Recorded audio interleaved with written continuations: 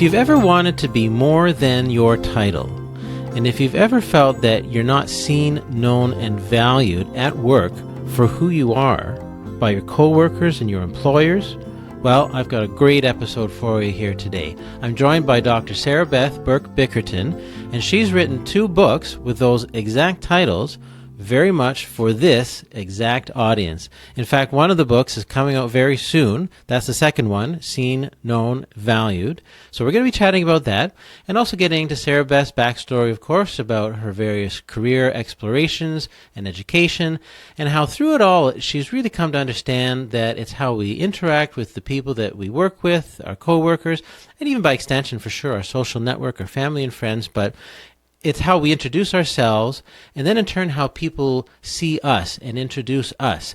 We can't have that expectation, perhaps, that they're going to know and understand and even see us the way we would like to be seen or the way we think that they should see us. It just takes a little bit more maybe explanation and understanding for that clarity to get across, and it's a big part of her work. She does a lot of coaching, and of course with her books and her public speaking, she's got a community group. We're going to share all those links with you today, and we'll chat about it, of course, too, in our conversation. But she's got lots of wonderful resources out there, really, really geared towards multipotentialites. So a fun and fascinating conversation with lots of great insight. A real pleasure to have Sarabeth with me today, and I hope you enjoy the conversation.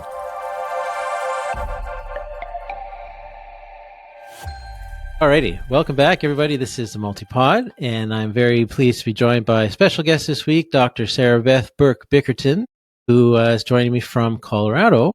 Welcome to the show. Thank you, Ted. I'm super excited to be here. Yeah, we've been chatting about this for a little bit. A previous guest of the Multipod, Lisa Zino, who is I met through the Puttyverse. We met at the Everything Conference last year. She introduced me to Sarabeth a few months ago. She sent me an email. So thanks to her for setting this up. But yeah, it's great to have you here. We're going to chat a bit about, of course, your background and multi-potentialite topics. And you have a book that's coming out soon. So lots of interesting things. So I guess kind of the proverbial first question, but is there a point when you first maybe identified the idea of multipotentiality? Now, it may have come by a different name for sure, but just that kind of concept that you really resisted specializing and you wanted to try out all the things as we do. Oh my gosh. I'm trying to think of an exact point in time because this has been the story of my life. I think anyone who's a multipotentialite has been living it for far longer than they knew there was a name for it. That was my experience. But I think my point where everything really crystallized was in grad school. I was working on my PhD, and you can't really do a minor in a graduate program, but I was taking a ton of classes in giftedness and creativity. And so if you study Dabrowski or anything in the gifted world, the idea of multipotentiality is a concept and a construct there. And that really struck me. I was like, wow, that resonates. But I didn't know where and how and so forth. But then I started my dissertation research. And I was having a professional identity crisis when I was in grad school. That's my language for losing my sense of myself. I didn't know who I wanted to be. I had come into grad school because I was tired of being boxed into one label. I was an art teacher, and I was trying to spread my wings and do more leadership and innovation work, et cetera. And so I'm in my grad program going, what the heck am I doing after I graduate? I don't want to be a professor. So what's my thing? And that's when I started realizing I have multiple professional identities. And I didn't call it multipotentialism then. I called it being a hybrid, because I was looking more at Venn diagrams and how I was more at the intersection of multiple professional identities simultaneously. And I was a hybrid of something I couldn't name. So that was really the cornerstone of everything that's launched me since then and how I've developed my platform of being more than my title. Yeah. And I'm glad you brought that up because that's the name of your website and morethanmytitle.com. That I know that'll speak to a lot of people here as well that are watching and listening because, of course we want to be known for more than our title, but even just that kind of notion, like there's so much more that we can do. I may not even want a title in the first place, What is a title? Yeah. And it changes all the time. So did you feel Now, the pressure, I guess, as you're going up and finishing school or high school, let's say, choosing college, like, was there pressure, of course, for you to choose the thing, commit to it, stick with it, and that whole scene as well? Yeah, I grew up in a very traditional, linear world where people said you go to high school, go to college, get a degree, graduate, start work, build a career path, launch, and retire. I mean, that has been the concept for as long as I've been a, an adult and understanding life. And it's only through my own, I guess, friction points where I've struggled to live that narrative because it's so dominant. I was like, what's wrong with me? I thought I was a misfit and an outcast. I was like, I don't fit this mold. And my whole journey has been ping ponging and changing lanes so many times because I would try and be one thing and stay in that lane. I was like really good art teacher. But then on the side, I was doing design. And then I also loved doing research. And I also loved this thing and this thing. And I was like, why do I only have to choose one at a time? So even from high school, I would say I was divided between being very academic and very creative. And no one told me there was a both and solution. It took me 20 years to figure that out on my own. Interesting. Well, I suppose we could trace certainly some of your journey for sure. Like when you ultimately finished university, actually, let me ask you this. I know you have a PhD, of course, but did you ever go back to school then and do other things? Or when you finished school, was that the end of the schooling? I mean, my formal education I have completed because it's expensive and time consuming, but I'm a lifelong learner. Like I'm obsessed with learning AI and doing all kinds of custom GPTs right now. I take online courses. I think I've gone more into non-traditional things like learning about oracle cards and exploring gardening and just all these topics that are not, in a traditional education. Yeah. All right. So, I mean, as you were kind of getting into, let's at least call it the working life, professional life, like, well, tell us some of the things that you did and how you made the choices to do those things, those jobs or those careers or even businesses, whatever it may have been. Totally. I mean, it would take me like 3 hours to tell you the whole story. And just as a side note, Ted, I have a lot of private clients, and one of the intakes I do with them, we spend over an hour doing their career history. Oh, yeah. And all of my clients are multipotentialites or hybrids, obviously. And so hearing the wild multitude of things that they've been following and doing in their careers really helps me find validation that I'm not alone. Like it's really, I'm in a rare position where I get to hear all these stories, and I wish more people could hear the variety of things people are doing to make a career, whatever it is today. Yeah, that's interesting. But my own journey, loosely, I decided to go to art school after high school. I thought I wanted to focus on book and paper arts, which is an obscure form, because I was a multimedia artist. I couldn't even pick one form of art. I love photography, drawing, sculpture, printmaking, fashion illustration, puppetry. Like I want to learn as much as I can. Graduated with a hybrid degree in visual and critical studies, which was new. And I didn't understand at the time that I was already hybridizing myself. Had no idea what that would launch me into in the work world. I had no job prospects when I graduated. I felt very lost and confused. So I taught ski school for a minute. And then I went and got my grad degree at a different art school to become an art and design educator. And then went to the Bahamas, taught abroad for a little bit, came back to Colorado, ran a children's art workshop program, which was heaven. It was like art school on steroids where I got to be paid and be around all kinds of talent. Hit my ceiling there. I was like, I'm ready to break out and do more.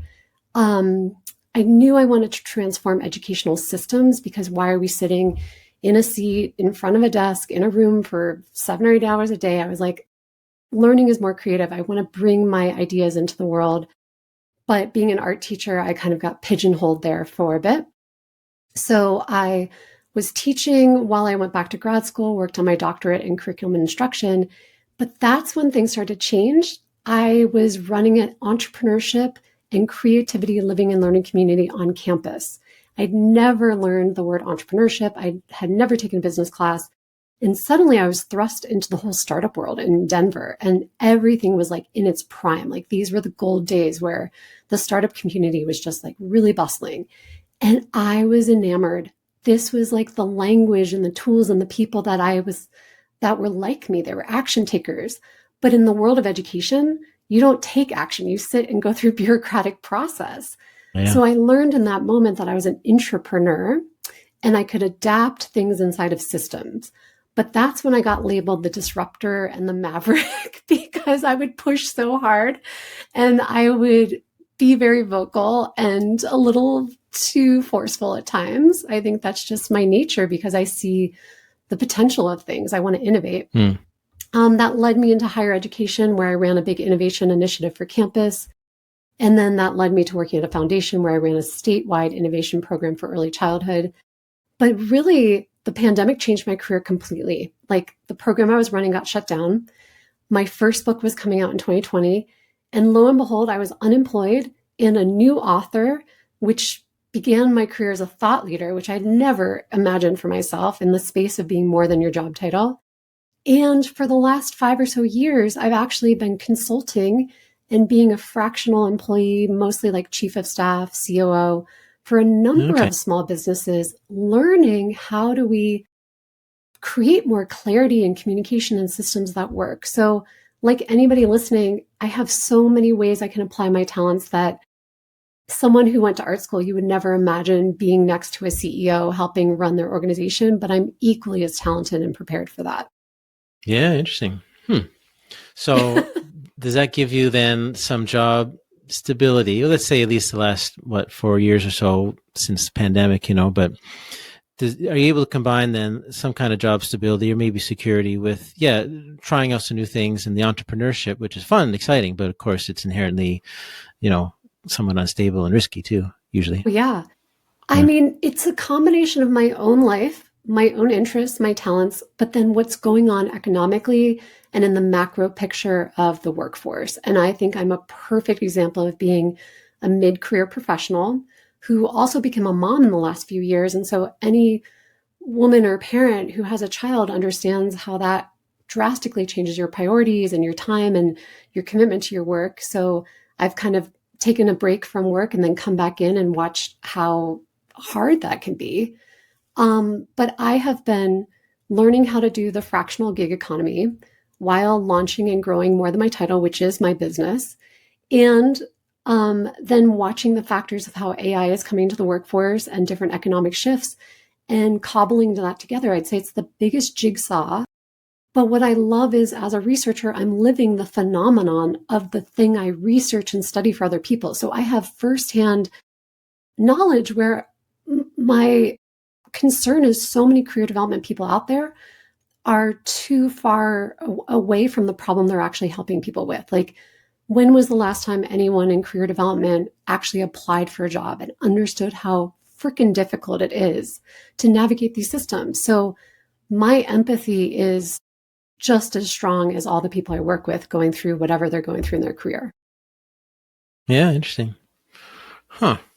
So it's such a fluid moment then, as the markets change and the job scene, and then of course AI. How do you approach planning, at least of your own business and I suppose career in that sense? Like, can you look more than 6 months ahead type of thing, or how do you kind of approach that? Man, that's the magic question. So I like the statistic. I mean, I like and don't like at the same time that by 2030, more than half the workforce is going to be in the fractional space for the first time. They're going to be self-employed versus employed by an employer. We've never seen that shift and balance in the workforce before. So knowing that and seeing other signals in the noise, how employers are starting to downsize, how middle managers aren't moving, roles aren't being refilled, AI is doing all kinds of things. There's all these new dimensions. I really think the biggest trend is everybody needs to be prepared to own their own brand, to know their unique value. You have to be able to sell yourself in this new work world because the competition is going to be different. We don't even know what competition looks like. It will be a workforce of full-time people, fractional gig people, and AI. Think of AI as filling a job, and those three types of talent work hand in hand. That's the new team. But we're all in the adjustment phase. The only thing you can control is how you market and tell your story and tell it in a way that differentiates you. So I'm applying those ideas to myself. I'm working on my digital footprint and presence. AI is also your visibility index in the online world. It's not just reviewing your resume and your LinkedIn, it's coming up with your results in searches when people are looking for talent. So you have to take control of all of that. And that's a lot of what I've been studying and working on and providing tools around. Okay, yes. I was curious about that. So is it fair to say, maybe this is obvious, but the gist of your business is helping people then prepare for making that transition and kind of approaching it in an assertive way instead of letting it happen maybe to you to the point where you get laid off and suddenly where do I go? And I should try to figure out how to be self-employed. That may happen anyway, but at least to try to be assertive and be prepared for it. And I hear what you said, and I've been the same path. And then, I had a stable job I worked for the Parks Agency here in Canada for many years, and steady job and benefits and pension and all that. But I didn't like the lifestyle and all that. Of course, why I got out of it, in a sense. And I know a lot of people watching and listening are in the same boat, or they're thinking about it. So the sense that I want to get ahead of that and be able to control where I go in my direction and have the time to think about it. So it took me a lot of time to think, well, what do I want to do? I thought of all kinds of things, copywriting or website design. Eventually I fell into podcasting because I really like doing audio editing and all that kind of thing. So yeah, bring it back to as your business and the services and the coaching you do, like, is it really to help people get set up and take control of their life and their time before things happen to them? Yes. I didn't know how relevant my work was going to be. I feel like I've been the canary in the coal mine 5 years ago when I didn't know how much of this wave was coming now in 2025. So I'm really proud, and also like, how do I get my message louder because more people need it? Step one in all of what's happening right now is you are more than your job title. Most people see themselves through the lens of what title they've been assigned. So you've got to start thinking of yourself, who am I? What would I call myself if I couldn't use my job title? I would say 90% of people I ask that question to cannot answer it. And in my new book, Seen, Known, Valued, obviously the title right there already starts to describe what I'm trying to do is help people feel more seen, known, and valued. But there's 3 career power questions I go into. And the first one is, who are you beside your job title? The second question is, what does that mean? Because if you're like, I'm a strategic designer, you're like, okay, I need some information. You have to be able to explain it. And then the third question is, how do you want to feel seen, known, and valued for that? So these echo the core principles of building a professional identity and turning that into your personal brand. What a lot of people don't realize is you can't just go brand yourself. The brand is an extension. It's the intentional act of who you are. But first, the identity piece of how do you see yourself? Who are you? What language gives that authentic quality and that unique presence? And a lot of people get stuck at surface level language. What I mean is they use the same words like, I'm a strategist, I'm a designer, I'm a coach, I'm an entrepreneur, I'm a founder, I'm a marketer. Like, these are the most generic terms you could ever use. So when you really do this reflective practice that I teach people on discovering your true self, naming it, and then learning how to communicate it effectively, now you're off to the races and you can start defining yourself in this new world of work, pitching yourself and marketing yourself. Now, if you're doing that as a contractor or a gig worker, that's going to look, one way. You have different assets and tools in your website and things. But you might also be employed and be trying to go for a promotion or sell yourself or shift your positioning within a company because you've been misunderstood or no longer valued. So there's a lot of application, but the same strategies begin with, you've got to know yourself and know how to say it in a way that it resonates and it stands out. And the thing I've struggled with is, I suppose, being succinct, because maybe that's why people fall back to the corporate kind of buzzwords, I'm a strategist or marketer or whatever, because it's single words. It's easy to say that a thing in a quick, short sentence, but I want to be far more nuanced. I want to really be more individual, but do I need to, is the challenge then to just find new vocabulary that explains that is original, but you're not long-winded, of course, and going on for 5 minutes talking about who you are. Yeah, if this is the both and. Any multi-potentialite will understand this, that you are a list of ands and you don't want to bore your audience or wear them out, and you have short attention span. Malcolm Gladwell talks about the 10-second thin slicing. We make that first impression real fast.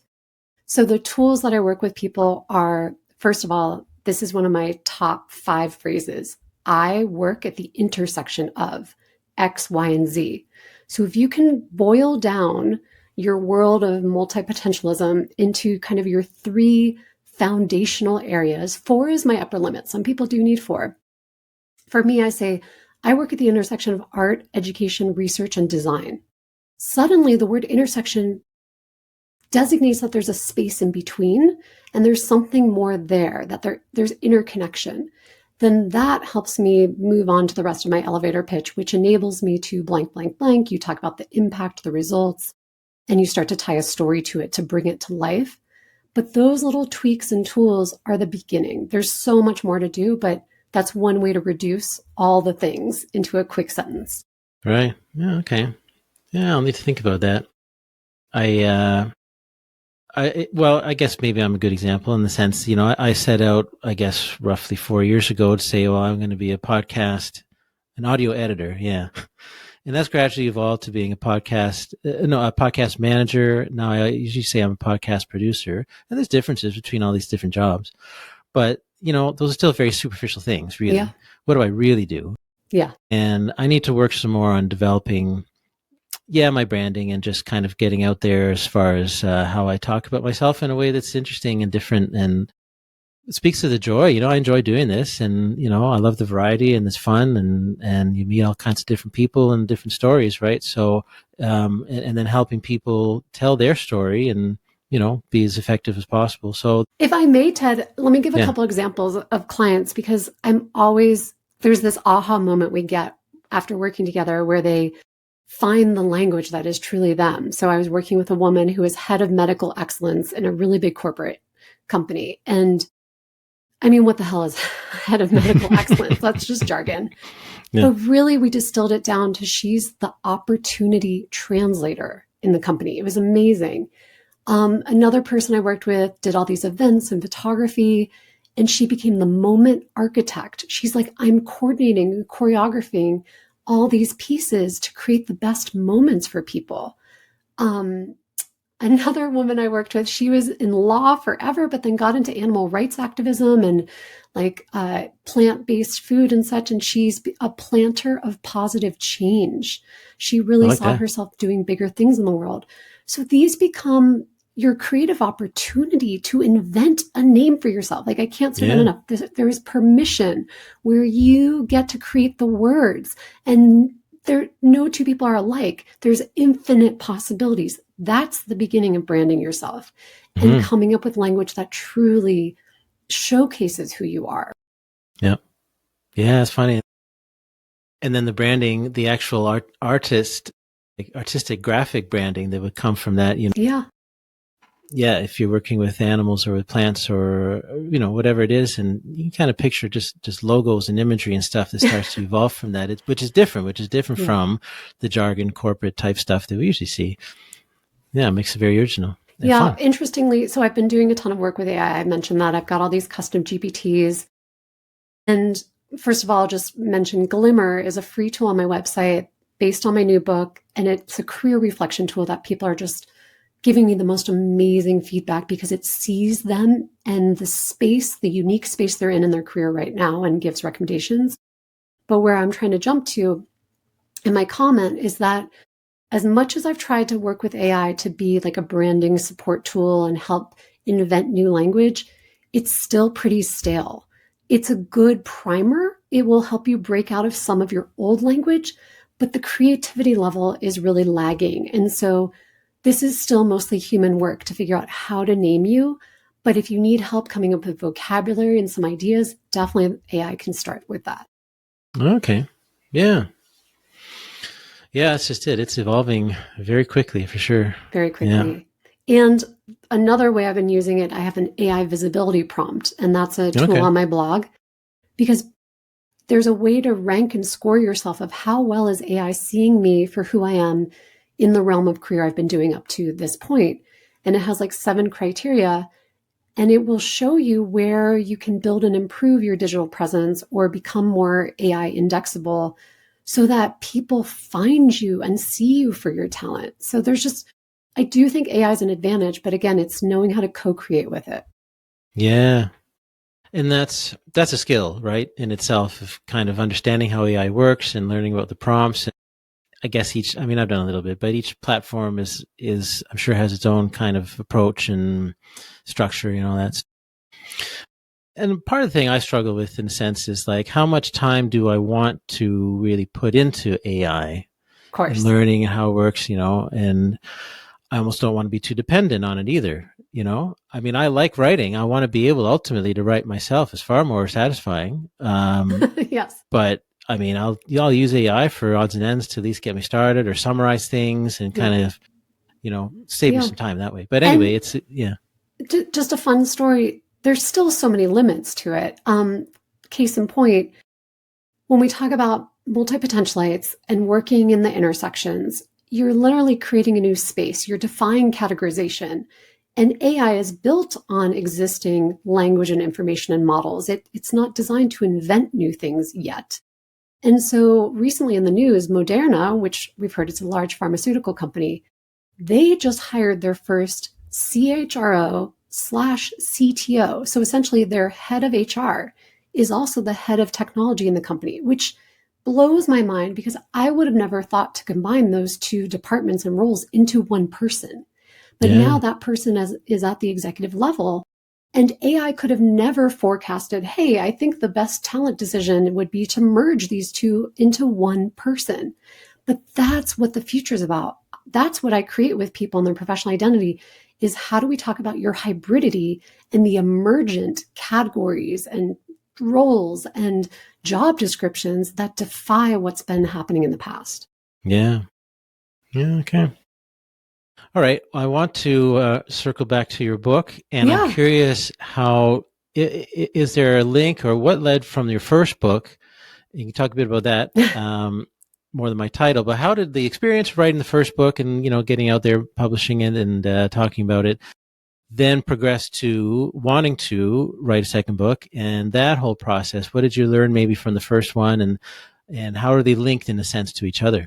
I'm laughing because I never thought I'd write one book in my life, let alone two. I'm glad I have. They've both been very different experiences. Everyone says writing a book is like giving birth to a child. I mean, it's labor intensive, physically, emotionally, all of that.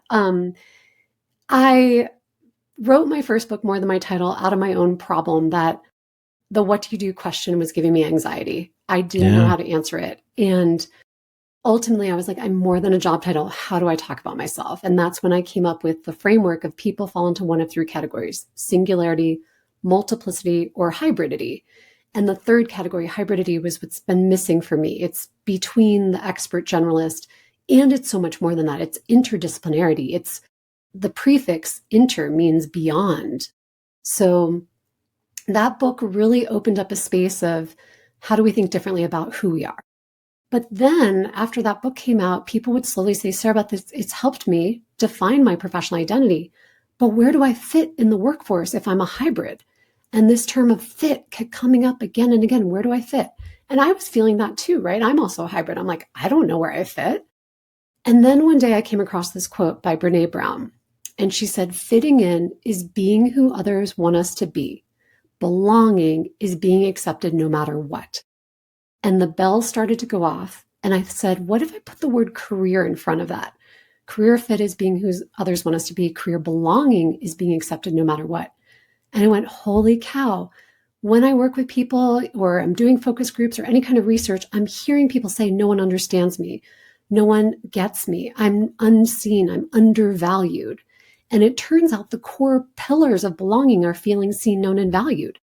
I was like, we're searching, or we think we want career fit.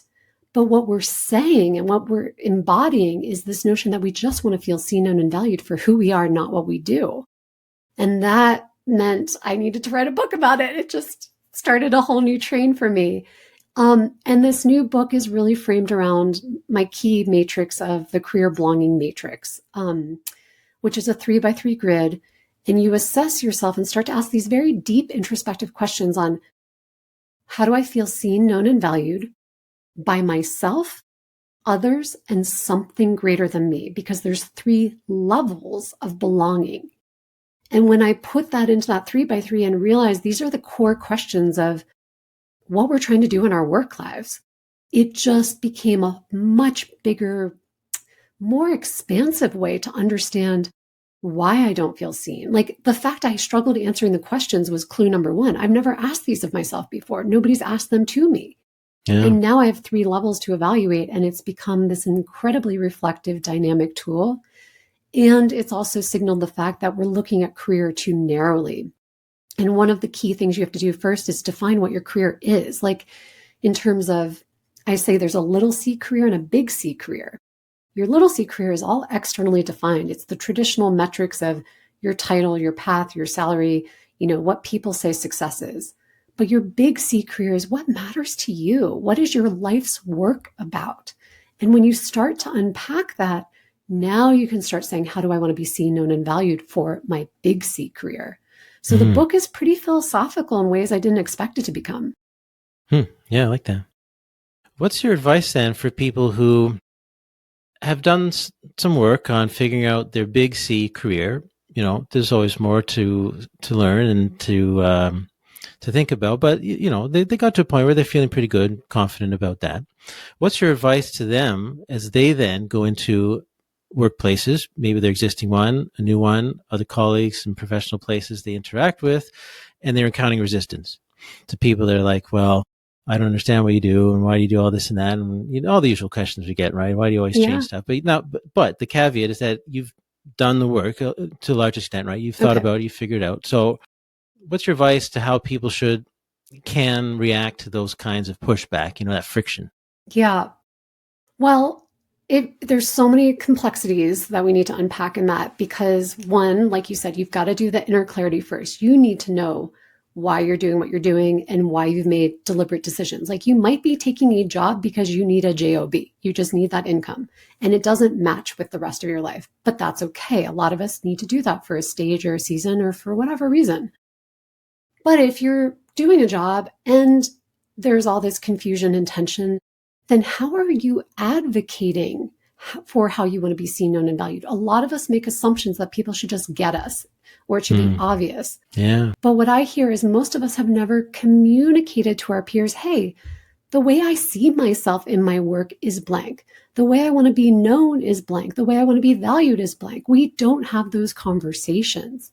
I think that's a great, employee resource group or professional development training or icebreaker to have people go peer to peer and first of all say, who are you in this job besides your job title? What title would you give yourself in this role?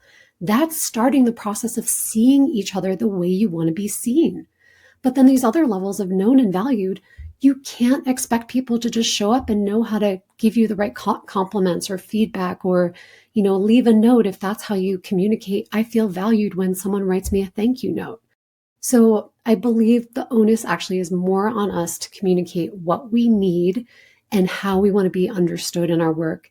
And I can give a story on this too. I knew I was doing this well at my role in higher ed because I told enough people I was a hybrid and that I saw myself as this artist, educator, researcher, designer, and I worked at the intersection of all of that. And one day I was in the hallway with my boss and some her people that were coming to a new meeting with her were showing up. And she said, oh, Sarabeth, I want you to meet Tom and Larry. They're here to meet with me, but Tom and Larry, this is Sarabeth. She's our director of innovation, but really she's this artist, educator, researcher, designer. And that hybridity is why we love her in this innovation work. And my mind was just like, what just happened? You don't expect your boss to intro you that way or to repeat back what you've been saying about yourself. And that's the magic. That's what we're looking for, is to be understood. So when you are consistent, that's another part of this too. You can't change your story based on every audience. If you're like, well, when I show up here, I talk about myself this way. And when I show up here, I talk about myself that way. That's why people see you as spliced, right? So having a consistent message, repeating how you want to be seen and valued. And when you do that enough, it will start to come back and you will feel it. It's a real process in finding confidence, working on self-esteem, right? And how you feel about yourself, which is some pretty deep stuff. Yes. So it's a lifetime's worth of stuff, but it's nice to, I like having that focus and recognizing that that is the work that needs to be done. And yeah, and in turn, helping others understand who you are and Yeah. not making that assumption that they should know or they should just, figure it out for themselves kind of thing. Yeah, you could call it like reputation management. You're the manager of your own reputation. And if things are going sideways, and I've had a number of clients recently say, I need to reposition myself. People don't see me the way I want to be seen anymore. I don't know what happened. This, and this went, has changed over time. And I think we forget this is a skill, because where are we being taught this? Where do we even talk about this? Mm-hmm. Yeah, it's just it. Well, a great place is in your work. I hope so. I would love to create a movement where professional identity development and language becomes common, not this strange thing you happen to discover. In fact, in medicine and law, medical schools and law schools, they require professional identity formation coursework because they've realized it's not enough just to teach the skills of becoming a doctor or a lawyer. They need to help you understand, who are you as a lawyer? What type of doctor do you want to become? That being language. And we don't do that for the rest of the workforce. And that's what I want to fix. I think everyone deserves this training and this access. Yep. Yeah, definitely. Well, and I know it's going to speak to our audience here. So this is wonderful. Thanks, Ted. So as you know, a focus of the show, especially now, is to encourage our listeners, viewers, to connect with our guests. I know that, again, a lot of what people are hearing is really going to speak to them. So is there any one way, or what's the best way for people to reach out? And I want people to make meaningful contact, right? So a little more than just liking a post or sharing, which is nice, but how can they really initiate a contact and conversation with you? Oh, I love that ask. That's just so genuine. And I do believe it's about building community and relationships. That has been my journey for 5 years, is just like networking with people like you. So first of all, my new book, Seen, Known, Valued, comes out in October. So I encourage people to check that out, or look for my first book, More Than My Title. And my website is morethanmytitle.com. I'm starting to run monthly AMAs, Ask Me Anything. So when you said how to best engage, RSVP for a free AMA, jump on and have a discussion with me. I would love to interact with you.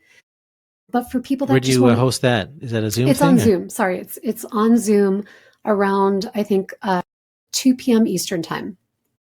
And the next one, they're usually at the start of the month. If you get on my newsletter list, I promote them there. They're also on my LinkedIn if you follow me on LinkedIn. And then my website, More Than My Title, has a bunch of freebies. I really believe in giving people content they can jump in that gives them a chance to interact with my tools and ideas. Glimmer, as I mentioned, is this AI reflection tool that I just am getting rave reviews about.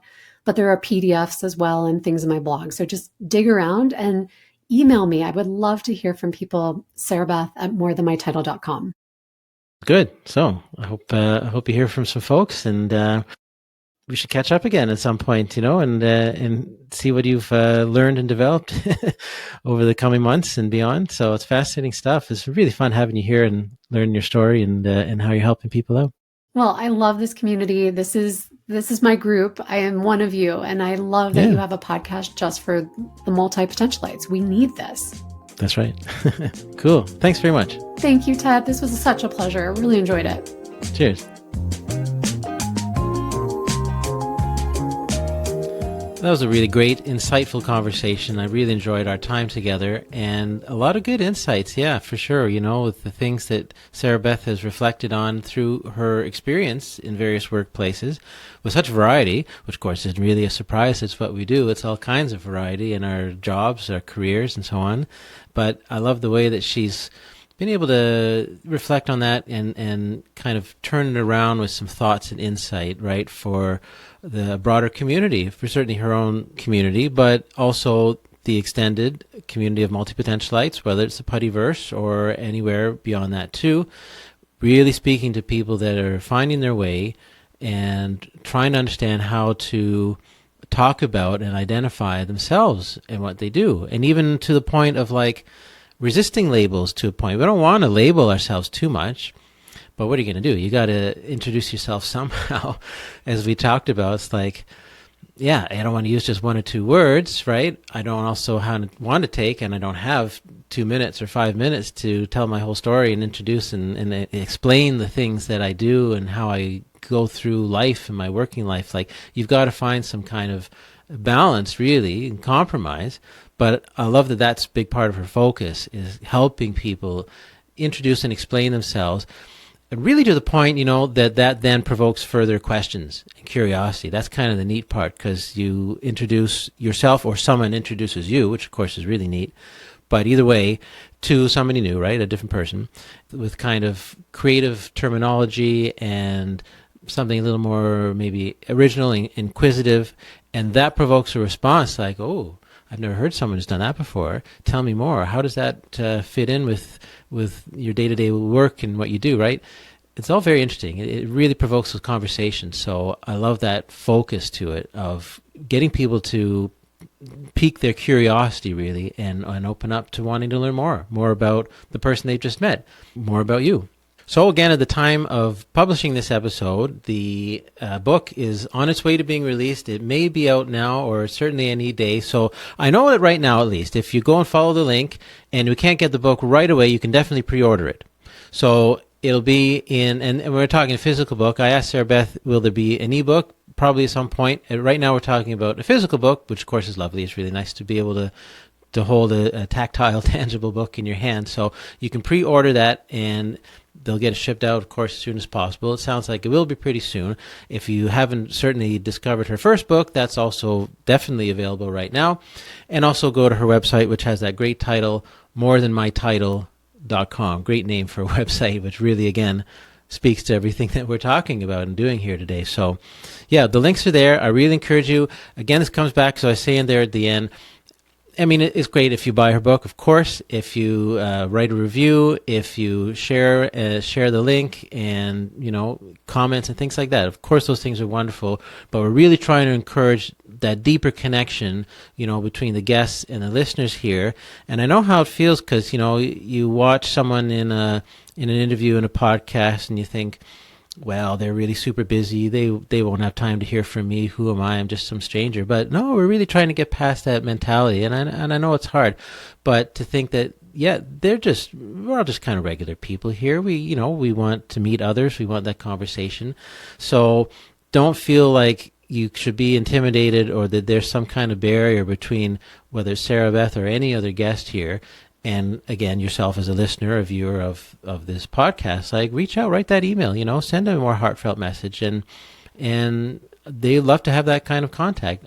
We're all busy people, so it may not get back to you right away, but it's definitely worth reaching out. Feel like if there's something you want to share, if there's things that you want to ask her about, you absolutely have permission to do that. So I encourage those kinds of connections that are born out of these episodes. So absolutely share the episodes, get the word out there, and the more we grow the pool here, the more things expand and the more connections can be made.